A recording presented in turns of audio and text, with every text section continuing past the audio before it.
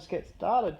I'm here with Scott Brittain, a member of the men's team for the IAU World 100K. How are you going, Scott? Yeah, good, thanks, Brendan. Doing well. Yeah. Right before the big race. Yeah, sorry to bring you in the last minute. I won't pan down in your PJs, but it'd be good to know a little bit about your backstory.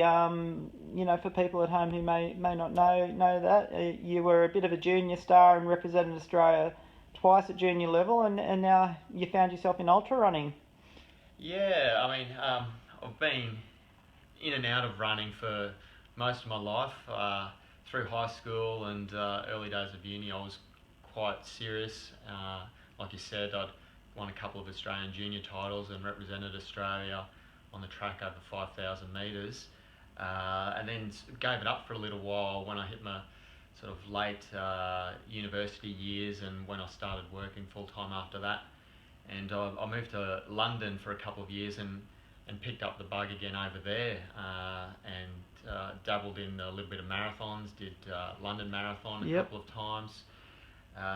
Came back to Brisbane again, sort of got lost a little bit and picked it up again and trained with a solid squad in Brisbane in my late 20s and got quite serious again and a couple of top 10 finishes at National Cross Country, broke 30 minutes for 10k on the track and in late 2005 was lucky enough to represent Australia at the Chiba Ekiden Relay in a year where they didn't select a full strength team because Commonwealth Games was just around the corner.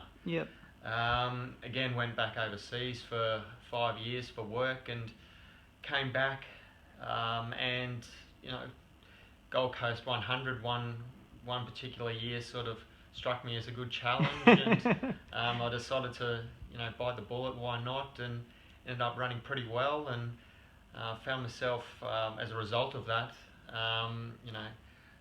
eventually on this team, which was great. Yeah, it was more than just a pretty good result. You actually won the Australian title in a pretty smart time on a very tough course, I might add. Now, you couldn't accept the position last year in the Australian 100k team because you had a little baby due. Yeah, there was actually a couple of reasons. We did have a little girl at home, and also it was actually the main reason was my wife's brother was getting married on exactly the same that's right. day. Sorry. Yep. So that was the main reason that ruled me out.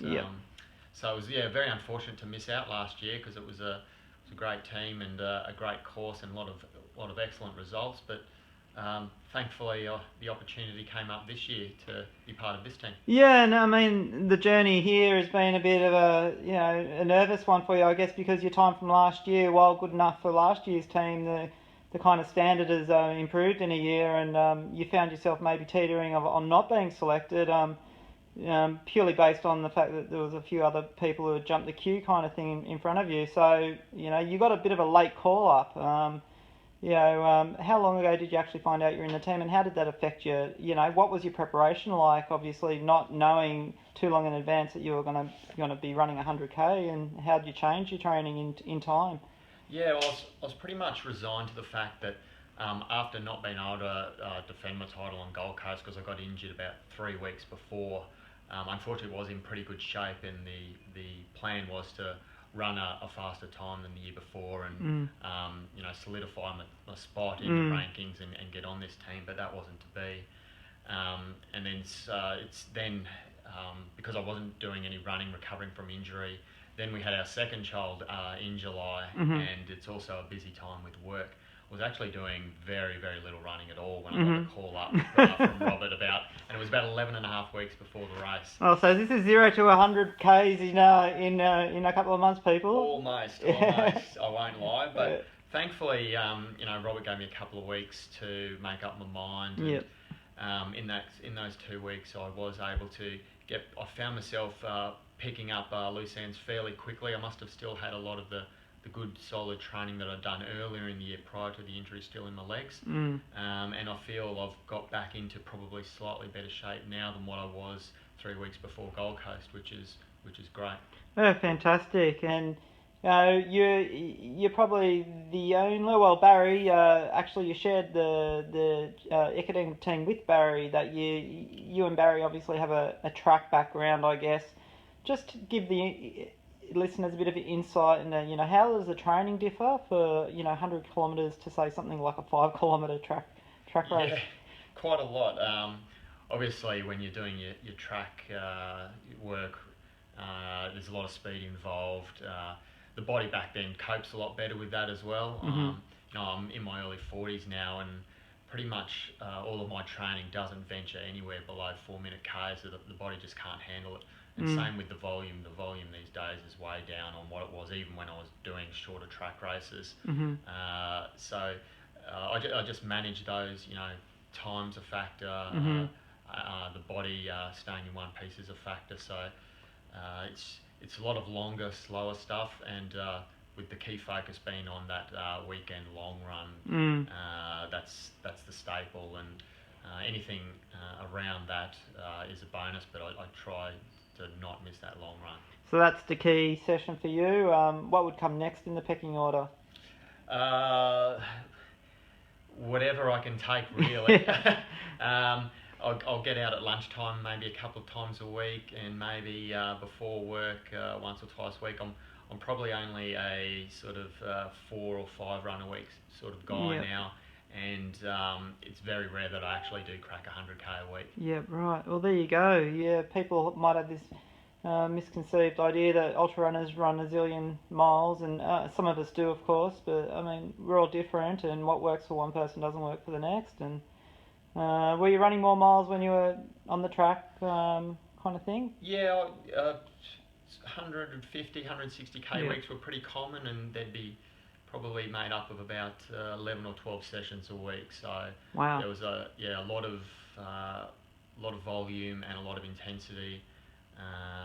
But unfortunately, you know, the priorities are not quite the same these days, and running probably plays third fiddle at best. But I'm still enjoying it, and the results are still pretty reasonable, and that's what keeps me coming back. I do enjoy it with the sort of more flexibility, particularly in the ultra scene. Yeah, and Andy spoke about the same thing, like juggling work, family, and obviously family first, work second, and ultra running comes next in your order.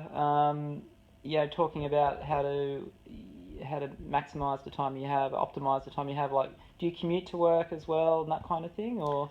I'm quite lucky. I live fairly close to the city in Brisbane, so I'm sort of 15 minutes is my commute anyway. Yeah.